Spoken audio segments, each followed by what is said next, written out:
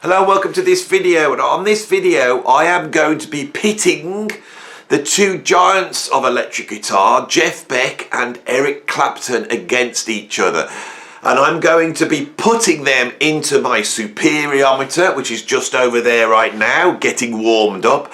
I'm going to put those two in and we're going to see who objectively is the best guitarist out of Eric Clapton and Jeff Beck. Now, you may think, well, they're two completely different guitarists, you can't compare them. Well, you can, because we have the Super-i-ometer. Now, why would I want to compare these two guitarists? Well, recently I did a video where I talked about the Rolling Stones 250 greatest guitarists list, and I gave my opinion. Last night I was watching Rick Beato's take on it. And I've got to say, Rick, if you are watching, and I know you are watching, that is just virtuoso, masterful YouTubing. What Rick does there is absolutely fantastic, and I wish I'd done that rather than what I did. So please, if you haven't seen it, go and check it out. What Rick did was basically rail against all the guitarists that weren't on the list. He mentioned like George Benson, and he questioned why Pat Metheny was like, you know, where he was and why there were so many people that were people like Neil Young that can't really play the guitar that well. So really entertaining, and I absolutely loved it. So go and check that out. But it got me thinking about the list again, and one of the things that came up on my video is when I was going through the list, I thought that Clapton was way below Jeff Beck. And I said something like, you know, what's the difference between those two? Now, the reason I said that, I will explain at the end of the video, because I know you want to get onto the Super-i-ometer. Most of you are here just to find out who's the best, you know. Even though you all think it's a stupid thing, you still want to know, don't you? So I'm going to do that, but at the end, I'm going to have a little talk about Eric Clapton, right? So those of you who really want to hear my opinion and actually have something that's of actual worth, stay to the end. But those of you who just like the shallow Super-i-ometer stuff, we're going to start right now. So let's feed these two guitarists into the Super-i-ometer. Super-i-ometer, load Eric Clapton and Jeff Beck.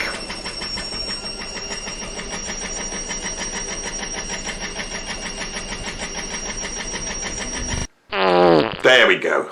Finally, they're both in. Now the Super-i-ometer is going to measure them against 10 parameters, 10 different parameters that relate to greatness in terms of guitar playing. If those of you are just judging it on technical skill, right, we can't just judge it on that. If you did the 200 greatest guitarists of all time just on technical skill, it would just be filled up with a ton of session guitarists who can play everything and sight read and do all that. That is not what makes a great guitar player. Technical skill is one thing. So technical skill is in here, but it's only one of the parameters. We've got 10 parameters, the 10 objective parameters, and we're going to measure them based upon that, right? If I feel, oh, that's not me, is it? Oh, sorry, I made a mistake there. If the Super-i-ometer feels that one is greater than the other, they will get 1 point. If the Super-i-ometer feels that they are both exactly the same, they will get 0.5 points, also known as half a point. And then they will be added up and you will have a score at the end, and then we will objectively know who the greatest is out of Jeff Beck and Eric Clapton, and forevermore we will have to live with that result. So let's start up with the first parameter. So Super-i-ometer, what's the first parameter? So the first parameter is technical skill. You better not be going against what I'm saying on my video. You do realise you only exist because of my videos. If I don't do these videos, you're down the scrap heap. You're too dangerous to be around in society. You know, it's all right using it for stuff like this. Anyway, I do have a lot of arguments with the Super-i-ometer. I will get on with the video. So technical skill, right? So I think a lot of people they don't rate Eric Clapton's technical skill in the same way that they rate Jeff Beck's. I personally think that Jeff Beck has more technical skill than Eric Clapton, but I don't feel that he's that far off. They're two different guitar players. They're both coming out of the blues, right? But Jeff Beck has more sort of rockabilly influence, which comes from Cliff Gallup, who was Gene Vincent's guitar player, whereas Eric Clapton is coming out of guitarists like Freddie King. Playing the guitar in that blues, classic blues way requires a ton of skill, and Clapton's an absolute master of it. I'm going to talk about this at the end of the video. I don't think Clapton's that far off, but I think that rockabilly element to Jeff Beck's playing, and then the stuff that he got from Les Paul, right? I think, Jeff Beck wanted to be able to create the effects that Les Paul created using, recording techniques. He wanted to be able to do that with his fingers. And I think that sort of spirit, Jeff Beck is one of these people that has a forward-looking spirit. I always felt Clapton had a backward-looking view. But the thing is with Clapton, he is an incredible innovator, which we'll get onto in a minute. But in terms of technical skill, that's my opinion. But looking at I've got the readout over here from the Super-i-ometer. So yes, the Super-i-ometer has awarded technical skill to Jeff Beck, which I think is about right. So it's 1 point. There we have 1 point to Jeff Beck. Let's move on to the next thing. Now the next thing is influence. Right, so my opinion on this is that Jeff Beck is idolised by so many guitar players, but he's actually idolised because he's sort of uncopyable and he's unique. You definitely hear, when you listen to guitarists, say like Scott Henderson, you can hear an influence coming through from Jeff Beck. And I also think some of the stuff he did in terms of instrumental guitar, music, say something like Beck's Bolero, it's an incredible piece because you basically got a sort of almost like a pop song which is made out of guitar. But of course Jeff Beck would have come up in the shadow of Hank Marvin, so he would have been quite used to that sort of approach to instrumental guitar playing, and you can hear that influence in Jeff Beck. It's what makes him different from a lot of the American guitarists. So yeah, Jeff Beck's influence is pretty profound, but Clapton's influence, I think, is even greater. And people don't seem to realise this. Eric Clapton, when he emerged in the early 60s, he was a big Freddie King fan. Now, most guitarists, especially British guitarists, were playing a Fender Strat, which comes from people like Hank Marvin, but also Buddy Holly. And people saw Buddy Holly playing that guitar, they wanted to play a Strat. But Clapton was a big Freddie King fan, so he wanted to play a Les Paul. He played a gold top Les Paul because he saw Freddie King play one, right? So that sunburst gold top Les Paul, which everybody wanted in the 70s, I can remember this, that comes from Clapton. That's a pretty big influence, right? He also wanted to overdrive the amp and get a certain sound. And Freddie King was playing a Fender Bassman, I think, and getting a very creamy, semi-overdriven sound. And originally, Clapton was playing through an AC30, I think. I'm not an expert on gear, but I think this is the case.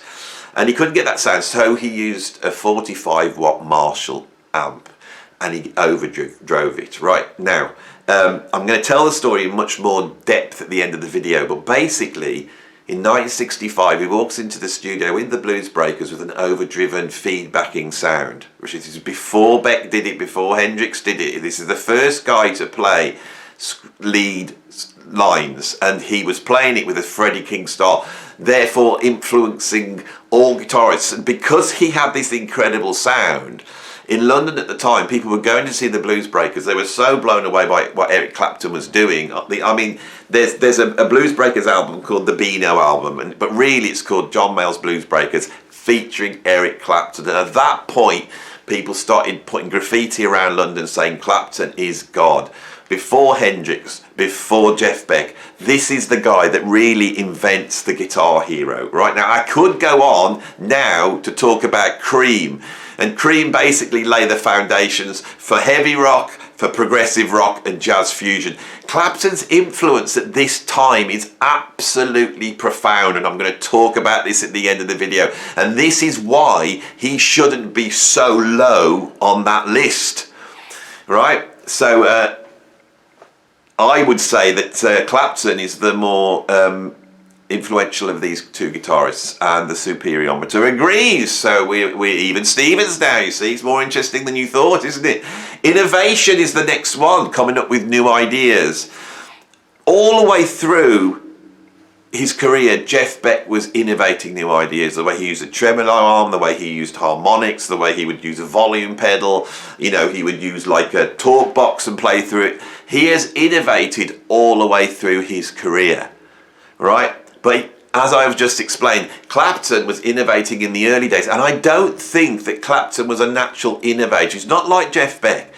But when he comes on the scene, and he's 20 years old at this point. This is a kid walking into the London scene, holding his ground, playing a Les Paul, overdriving the amp, creating distortion, playing with these sort of, you know, Chicago blues licks, you know, when everyone else wanted to sound like Scotty Moore or whatever.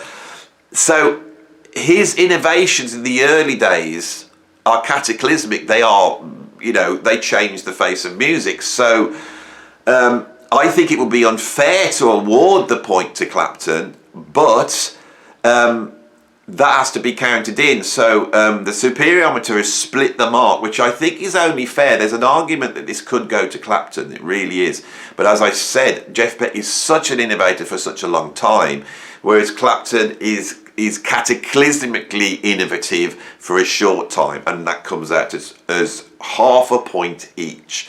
Right, the next one is popularity. Now, the elitist music snobs who watch this program hate the fact that I do this, or the Super-i-ometer does it, as a pointer to success. But to me, when you do this, there are two factors you have to put in, and they have to balance against each other.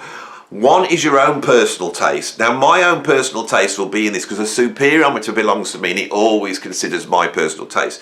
But you also have to, not 100%, when we're doing it just 10%, look at the popularity of this musician, because it does point, it plays a part in how great they are, without a doubt. So, if we look at record sales, Jeff Beck, now this is somebody who's made predominantly instrumental music for the vast amount of his life. He doesn't sing, and he's never really been in a classic band.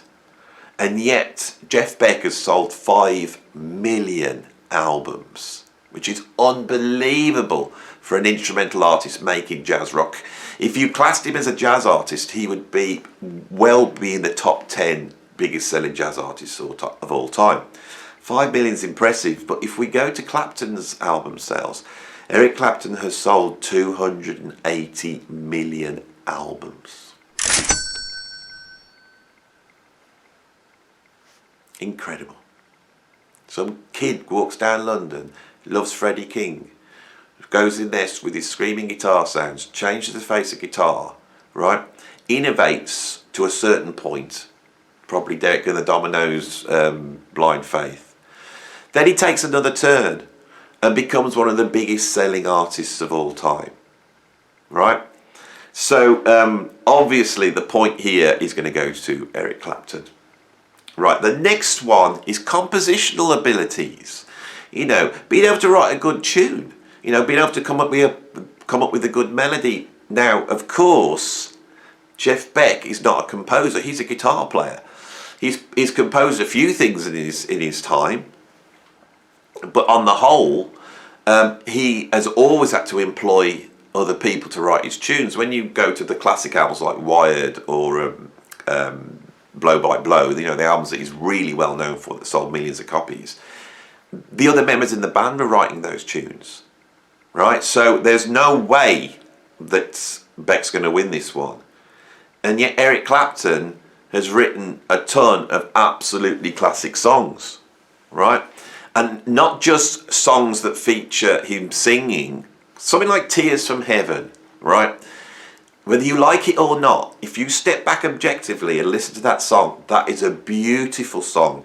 Brilliantly composed, incredible chord changes, beautiful melody, beautifully performed, and with a very deep and heart-wrenching message. This is masterful songwriting that's on the same level as an Elton John. You know, this is the level of Clapton's ability, is his ability to write these sorts of songs. Absolutely incredible. But on something like Layla by Derek and the Dominoes, he also can write something which is instantly recognisable, or say the riff to Sunshine of Your Love. Now, if I remember rightly, I might have made a mistake here, because I'm pretty sure Jack Bruce came up with that riff. But they nicked it from some blues track. But anyway, he will be down on the writing. And if you go back to Cream, things like Strange Brew, which he definitely wrote, well, I don't know now. This is where my knowledge... So I can have a look at the album behind. Let's have a look, shall we? Let's check this out before the anal retentives have a go. So Sunshine of Your Love is credited to Jack Bruce and Eric Clapton. The lyrics are by Peter Brown. And which was the other one I said? Strange Brew is written by, looks like, Eric Clapton. Although Felix Pappalardi and Gail Collins get a credit. Felix, I'm pretty sure, if Gail Collins is the woman that got married to Felix, she ended up murdering him, but that's another video. Anyway, I'll go and put this back. I'll put it the other way around so we can see that lovely picture of Cream there. What a band. What a band. Right, so, where was we? So, yeah, in terms of composition, you know, Clapton gets the point. There's a lot of points going to Clapton. I know my lot aren't going to like it, but you know I like to come and stir the pudding, don't I? I always come and stir the pudding, and I knew this was going to happen. Right, so the next one is guitar tone. Beautiful, the beautiful sound. I mean, some guitarists are incredible, but some guitarists are just incredible because they got that beautiful tone. Like, I love Carlos Santana's sound. It sounds like the wind when he plays, especially when he's playing that Yamaha SG in the 70s.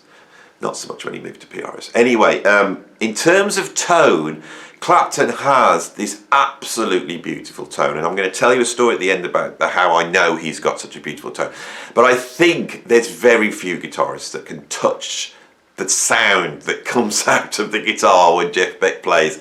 So rightfully so, the point goes to Jeff Beck for that one. The next one is charisma, guitar hero-ness, being able to cut a shape. You know, if you're looking at guitarists, you look at Jimi Hendrix, you look at Jimmy Page, they cut a shape on stage. These are the guitar heroes. This is what counts. Now, Clapton, you know, in the 60s, he had a very iconic image, but his image seems to change. You know, when you look at him on the front of the Blues Breakers, he almost looks like a mod. You know, and then when Hendrix comes out, the next thing, Clapton's got this great big afro, right? And then from then on, once we get to the 70s, he pretty much just looks like a regular, he looks like a 70s dad to me. You know, he's got the beard and the short hair, you know, he's got those drug-fueled eyes he had in the 70s. But, you know, he's always looked a bit like 70s dad to me from that on. Now, Jeff Beck, that is the iconic image of a guitar hero. Right, and he looked like that the whole of his life. I'm pretty sure when he was going to school, he would look like that. He looked like that in 1966, and he looked like that when he died this year. He looked like Jeff Beck, the coolest looking guy in the world.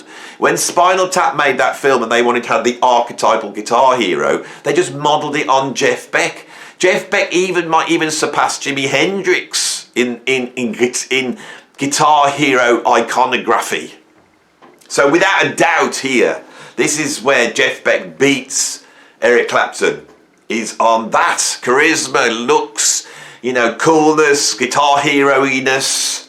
We've got that. So, the next one on the list is technological innovation. Some guitarists are important in terms of they change the way the guitars are designed, right? We think of someone like Eddie Van Halen. He not only changed the way people play guitar, but he really invents, you know, like the Floyd Rhodes tremolo arm. He invents a Strat with a humbucker in it. He invents, you know, pickups with glue inside them. All this stuff, you know. You think of someone like Alan Holdsworth, it was tinkering with technology. Now, I think both of these guitarists have played their part in technological innovations on the guitar, without a doubt. But as I've described before, and this is why Clapton has to go down in history. I was reading an article about Eric Clapton last night, and it said if he'd have died at 23 years old, he would still have to be in the pantheon of the greatest guitarists of all time. What he did in London in the 1960s, in terms of picking up a Les Paul with those pickups, sticking it into a Marshall amp and getting that sound and playing blues licks with that sound with those perfect Freddie King bends, right? It changes the face of guitar playing. It just changes it. And the thing is Clapton knew Jim Marshall and was talking to Jim Marshall, and he played a part in the design of that guitar amp. So I think, believe it or not, this point is going to go to Eric Clapton for technological innovations. Right, the next one on the list is riffage. You know, if you think of someone like Jimmy Page, or you think of someone like Malcolm Young, these guitarists are great because they can come up with riffs. Ritchie Blackmore, of the guitarists that really came out of that 60s scene, Ritchie Blackmore is the master, right? So I sat down and thought, you know, if I wanted to, you know, emulate Jeff Beck with a riff, he's written some good riffs, especially on Beckola and Truth, those early albums. There's some fantastic riffs there, but if you played those riffs, I don't know whether the general public would go, oh yeah, that's that bloke Jeff Beck, you know. You would have to sing Hi Ho Silver Lining to do that with the general public. I used to play, there's a track on Blow by Blow, and I can't remember the name of it, so I grabbed my guitar and play it. So this is what I mean. I grab my guitar. I hope it's in tune because I'm not going to tune it. Ah! But I think, is it here?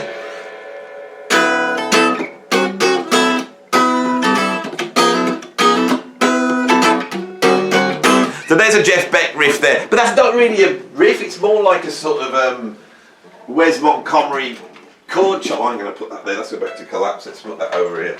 So, and I'm sorry my guitar was so out of tune, but you know how my videos roll, they just roll. I don't know what I'm about to do, so I didn't think I was going to do that. With Clapton, all those Cream riffs, Sunshine of Your Love, if he didn't write it, but if he didn't write it, he still played it. But I think, ding ding ding ding ding ding ding ding ding. I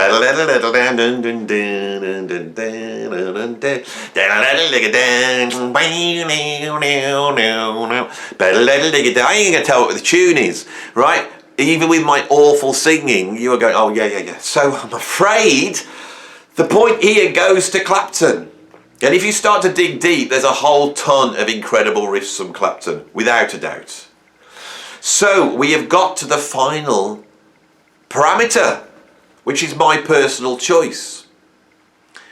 Now, if you look at my record collection, I could have pulled 1 million Jeff Beck albums out of there because I have a ton of them in. The only Clapton album I could get out of my collection that I think's in there, there must be something else in there, is this one, The Best of Cream. That was enough for me. I like Cream. I do like Cream, but in truth, being a fusion guy, I'm not so into their live excursions. They're fantastic and they're groundbreaking, you know. But I'd rather have Band and Gypsies if I want to hear a live, you know, sort of power trio going for, or even Robin Trower. You know, I'd rather have him doing it. But in terms of the songs, you know, that's all I need. So I like Clapton and I love Cream. You know, Blind Faith, fantastic. Derek and the Dominoes, that album's fantastic. And there's a whole ton of stuff he's done over the years that I think is absolutely wonderful. But anyone who knows me knows my point's going to go to Jeff Beck. So, can we have Super-i-ometer the result.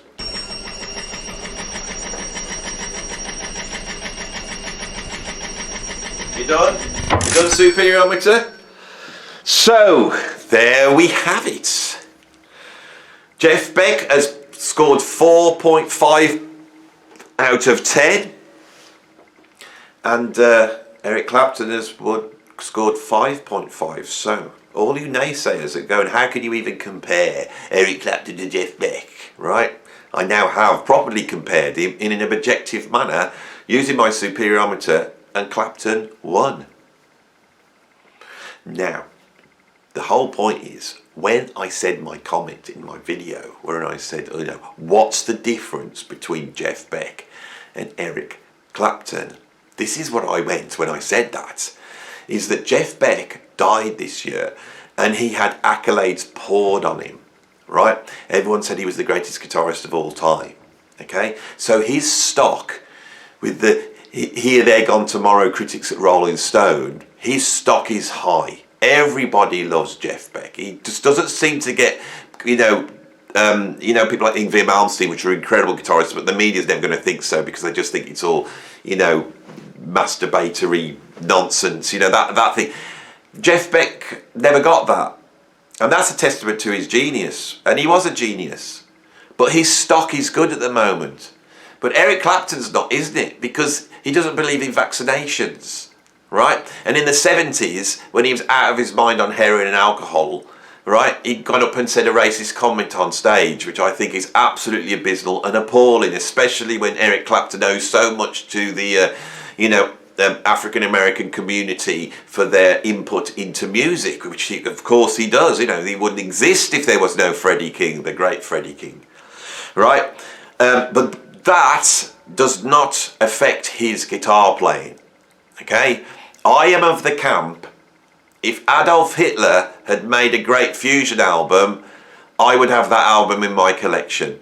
I do not judge the music by the person. I just think it's absolutely ridiculous to do this, and I can't see why you would do this. Right, you have to judge the art, not the person. But with the Rolling Stone, that has taken Clapton's stock down. This is a shame, because at one point, and I can remember this, if you picked up a guitar, even in the 80s, and you wanted to play guitar, the person that everyone would say, well, the greatest guitarist of all time is Eric Clapton, isn't it? That was the held belief. Right, and I railed against that, being a fan of Al Di Meola and John McLaughlin and Yngwie Malmsteen and Steve Vai and Joe Satriani and Sean Lane. Those are all my heroes. I was going, Clapton can't play. It's just it's just blues. And I was of that ilk. Right. A few years ago, I was playing in a blues group, which was led by a guy called Ian Parker. So I'm giving a shout out to Ian Parker, a fantastic guitar player. Go and check him out. Google him and find him. Absolutely wonderful. And Ian Parker was a Clapton nut. So when we were on tour, we would start to talk about Eric Clapton. And a lot of the stuff I've said about his importance in the early days was first told to me by Ian when we were on tour. Now, at one point, we got booked to support Eric Clapton, right? I have seen Jeff Beck live and I've seen Eric Clapton live. I've seen Jeff Beck standing about, 12 foot away from him, right up close when he did the tour that went with that Guitar Shop video with Terry Bozzio on drums, Tony Arms on keyboards. He was a mind-blowing, right? With Clapton, I've also seen him live, and I've met him. I've actually said, hello, Eric. And he went, hello, and then walked past me. So I've even spoken to Eric Clapton, which is more than I've done with Jeff Beck. Never got to speak to Jeff Beck. I could have, because I was actually backstage at another gig when a friend of mine had a phone call from Jeff Beck. And I could hear him talking on the phone. And there was a rumour, because this was about back when I was playing with Planty, there was a rumour that Jeff Beck was going to come down to one of our gigs to sit in. And we did a gig in Gloucester. And they put an amp on stage and said, Jeff's going to try and come over for a jam. And I can remember I did the whole of this gig, cacking my pants that Jeff Beck was going to turn up. And in the end, he didn't. And I didn't know whether I was relieved or disappointed, So when I did the gig with Eric Clapton and I said, hello, Eric. And he went, hello. Right, that gig, when he went on stage, I managed to creep up right into the back of the stage where no one could see, and I sat with my head literally, I would say, 3 foot away from Eric's amp, and I listened to him play. And this guy was utter perfection. His sound, when you actually heard the sound in the amp, and you knew that that was an amp and his guitar, and it was all on his fingers, right? And for the whole night, it sounded the most beautiful guitar. I could not believe how consistent this guy was. It was because when someone plays like that, that is Eric. People don't understand it. You know, you can play like Steve Ray Vaughan, like Hendrix, or you can play like Eric, you know, and the people like Peter Green and that whole school, and then Dave Gilmour and Andy Latham and all that world out there, that starts with Eric Clapton. And to hear him do it, he owned it. Eric owned it. When I could not believe, I was just thinking, there's going to be some scuffs. I'm hearing this right up close. It's got to. I mean, I knew what my guitar. If I put my ear up against my amp and I'm playing, you'd hear all sorts of clinks and blanks and all sorts. This was absolute perfection, and the guy was singing, and also his voice. You know, when Cream was formed, they had a masterful singer in Jack Bruce. That incredible tenor voice was unbelievable. And then they discovered Eric's voice. And Eric's voice has gone on to sell 280 million albums. Right? I have criticised Eric Clapton on this channel. I have always poked some fun at him because I represent the more sort of chopsy, virtuoso guitar players. I want to champion the Yngwie Malmsteens. I want to champion the Bucketheads. You know, I want to get, you know, I'm railing against that general public that, you know, think that Dave Gilmour or Mark Knopfler is the greatest guitarist. And they are fantastic. But I feel that other guitarists have been maligned. Al Di Meola did not make that list with Rolling Stone. It's only because he plays fast. Alan Holdsworth didn't make that list because he plays fast and they don't know about him, right? And the whole music world, like what Rick Beato said, so true. You know, if you took the guitarists in that 20, the top of the list that are still alive, and asked them about Alan Holdsworth, what would they say? Well, probably the best guitarist ever lived, you know. And so I champion that. And so Eric Clapton, with his 280 million sales, you know, and his worldwide popularity, my gut feeling is I want to have a rail against the guy, right? But we have to factor this in. I'm going to leave you with this, right? This is a quote from Jimmy Page, okay? Jimmy Page posted this on his Twitter 4 weeks ago. And it goes like this. I'm going to read it out now. So I'll get into position because my eyesight's not great. Okay? It's always weird reading stuff out on YouTube, you know. So, this is what Jimmy Page said 4 weeks ago.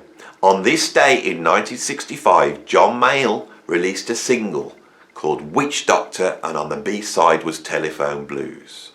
It was on Immediate Records and Jimmy Page was the producer.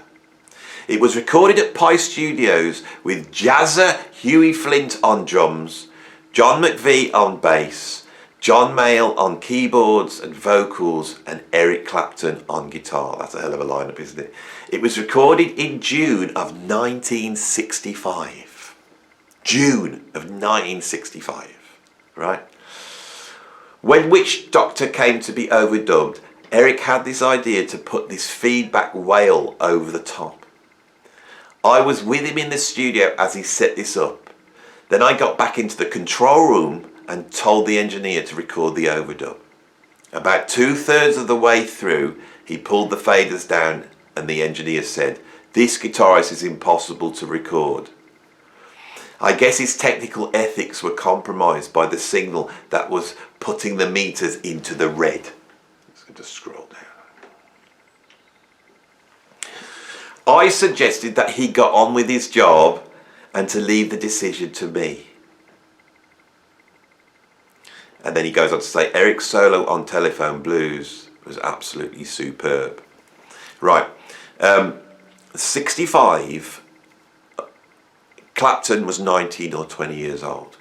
When he stood his ground in the studio against this these producers, and I've heard these stories so often, but it was lovely to hear Jimmy Page, and it was lovely to hear that Jimmy Page, the camaraderie between these guitarists of Jeff Beck, Jimmy Page, Eric Clapton, and we need to throw into that mix, of course, John McLaughlin, who gave lessons to Jimmy Page at this time, Hendrix, we need to put that in, Richie Blackmore, and then later on Peter Green. There's a whole bunch of these guitarists that just really created rock guitar.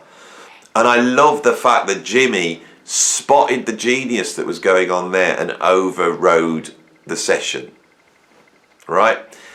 There was a point, and they hear the same story of the Kinks when they went in and recorded You Really Got Me, which Jimmy Page was also at that session as well.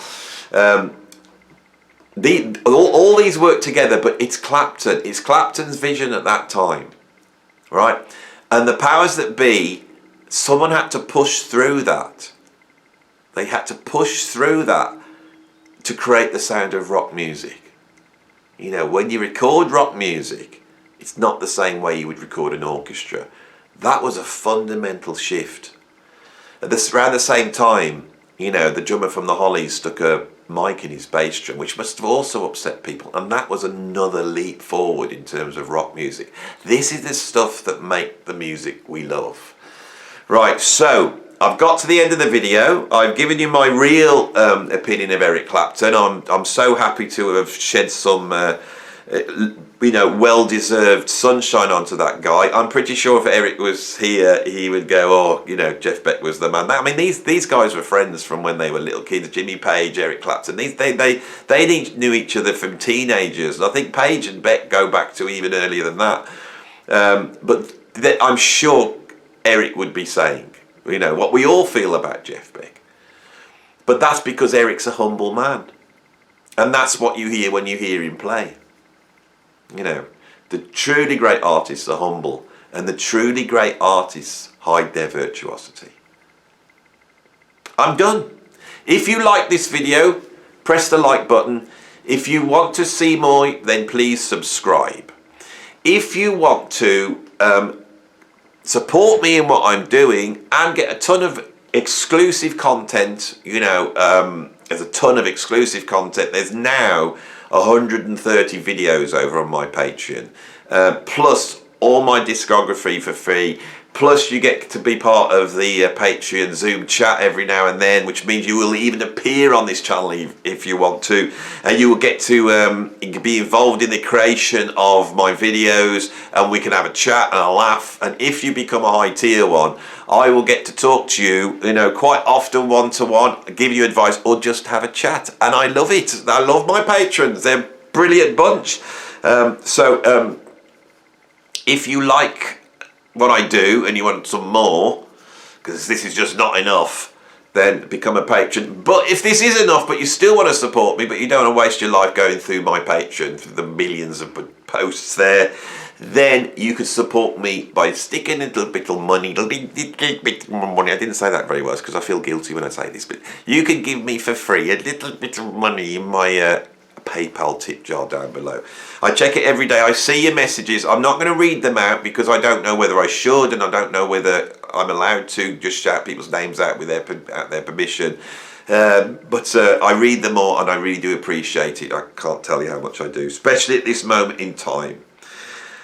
So I'm done. If I'm done now, and I have to. I was just about to say that all again. Eric, we love you. I'm so glad I've done that. I've a weight off my chest.